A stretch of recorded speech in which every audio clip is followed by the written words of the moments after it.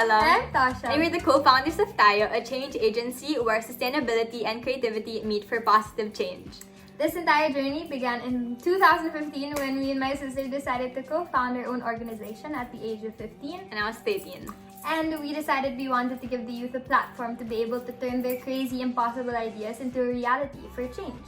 Essentially, we wanted to close that social gap between what we were able to educate ourselves on, especially in terms of our rights, and what other communities weren't able to consume as much as we did.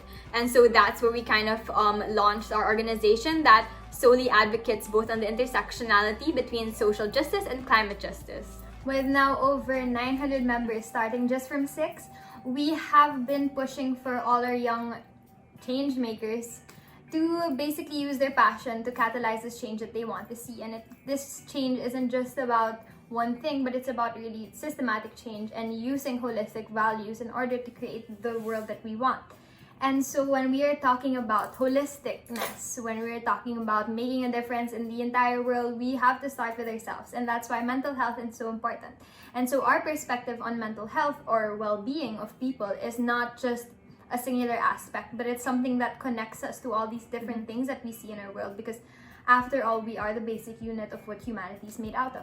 We believe that as much as our generation is united and wanting to make a difference, we're also united in helping and empowering each other out during these times, especially that as young as now, we've been consuming all these negative news every day, especially during this pandemic with all the things happening around the world and that we are aware of.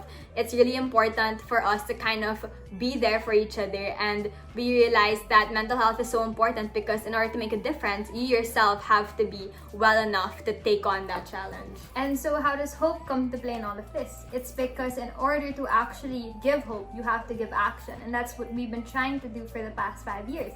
It's using this certain aspect of the young people that have the ability to think of the impossible and make things a reality, using this action to provide hope to communities and using the sense of community in order to build this hope that we want to see. So it's really essentially anchoring yourself to that hope that the youth creates every single day. We always kind of feel drained, obviously, at the end of the day, seeing all like this, being surrounded by so much negative energy, especially this year. We always look to what the youth is doing, and that really brings us so much hope, especially during these dark times, and that's what really helps us keep our drive going in order to kind of keep on promoting what we do. And I guess the most concrete source of hope we've been seeing over this pandemic is how many young people are now actively making a difference. When we started back in 2015, we were kind of like a lone voice in this whole youth empowerment movement in our community. We realized that we wanted to create this community, and so we did. And in 2015, talking about the climate crisis and climate change was so difficult. It wasn't an everyday topic you can bring up on a dinner table. And we wanted to make this accessible to everyone. We wanted to make the information digestible, because the climate crisis wasn't anymore just about the environment, but it was about people. The environment can survive on its own. It can't survive without us. And so for our humanity's sake, we need to talk about these things. We need to talk about how our mental well-being, or how we as people are putting ourselves and projecting out into the world, how that is going to affect the environment, how that's going to affect the system, and how we are going to slowly change the system through mindset change. So a lot of generations ask us why our generation now is so aggressive in order to create a change. It's because we're exposed to so much information and we're used to educating ourselves, and with that education that we have, we're able to notice the flaws in our system, and we start to understand like, hey, that's not right. Why have we been living like this for so long where it doesn't benefit people?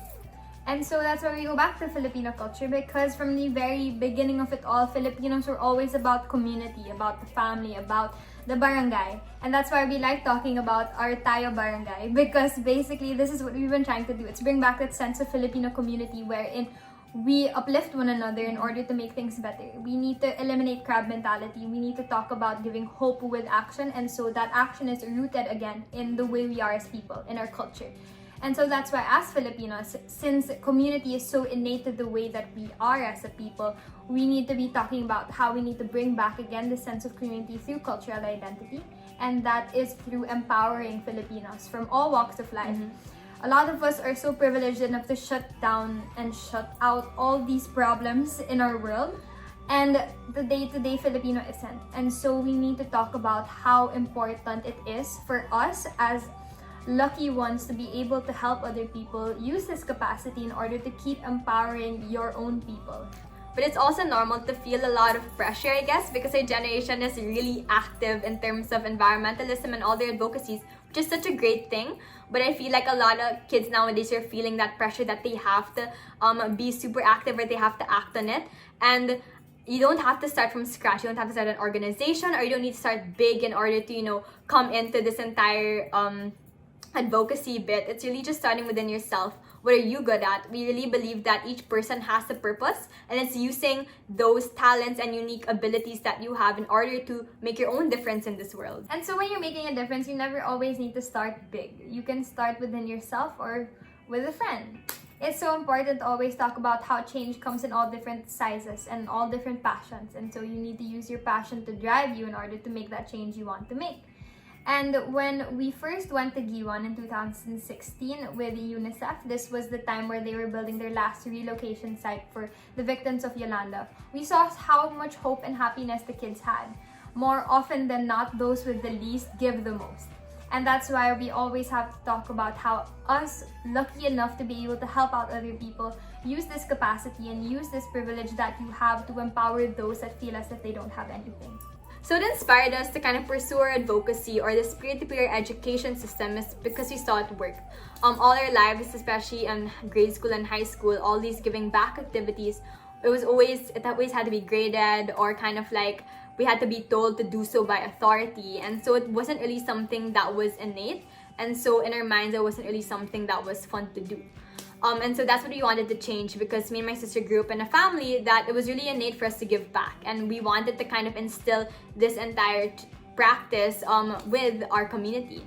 And so seeing how Kids for Kids did work, it was just us pulling our friends and their friends pulling their friends and pulling off our first ever fundraiser called Takbo, where it was just literally all us youth people coming together to plan this big fundraiser, which garnered around 300,000 pesos for UNICEF. And so we saw how it was effective, that if we want other people to make a difference, we have to empower them.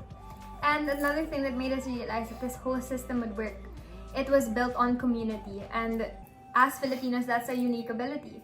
We always go back to the barangay, to the family, and we always need to talk about how cultural identity comes into play when you're empowering other people. It's because that's what unites us as one.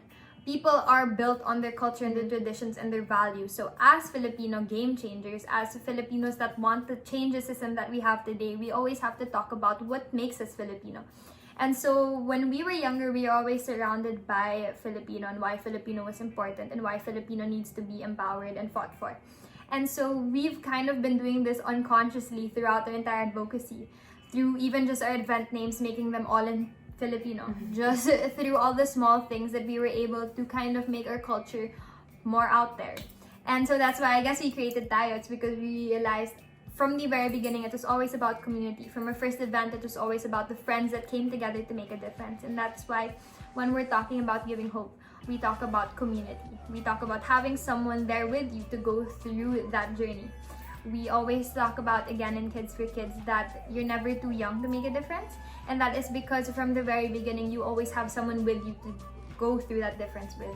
And that's why in talking about saving our environment and changing the entire system, it's not just the youth alone who's supposed to be doing it. We're not supposed to really be viewed as the saviors of the future. Yes, it is ours, but we aren't the only inhabitants of this earth.